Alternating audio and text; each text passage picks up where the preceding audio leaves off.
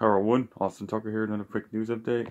We're going to talk about an Superstars update, the unfortunate death of a WWE Legend icon and the Superstar that was supposedly fired on Raw. We're talking about the Superstar update because it was reported by DW Insider last week that Braun Strowman was supposed to be on Raw this week, but as we all know, if you watched it, he was not on Raw.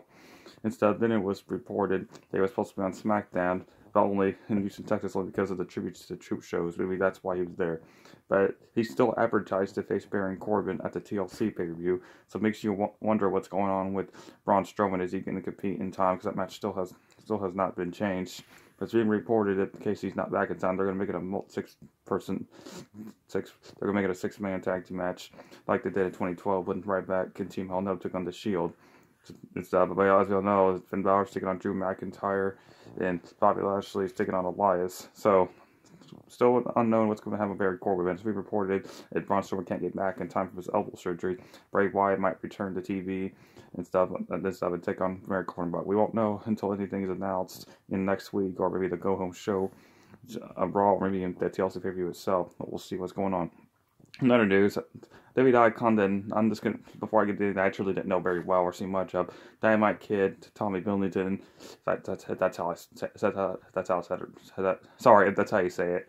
He reportedly passed away, and he would have been 60, but apparently his stuff, he's sort of leg issues, heart issues, he's even suffered a stroke, his leg issues confined to a wheelchair, and even seizures were being reported, and stuff. He's been kind of near for some wrestlers, TJ Perkins, and said that he was on his inspiration into wrestling. Tyler Bray also said he was a big influence on him. A bunch of superstars how great he was. So he passed away at the age of 60. Some say he's a horrible human being behind the scenes when he doesn't wrestle, but they say that kind of shadows his legacy and all that and stuff. So he fairly passed away at the age of 60. So condolences to him and his family in this difficult time.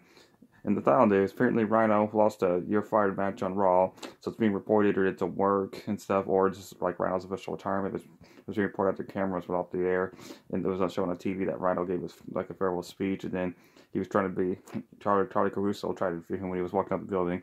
So I was thinking what had happened, maybe he's just leaving WWE, or maybe he's just wants to take a long break and like that, and we go backstage as an agent because he does have lots of experience in the business because he was the last ever original ECW champion and stuff. And he's good friends with Edge and Christian, who have lost a lot of matches, and he was pretty good in his time at TNA and all that.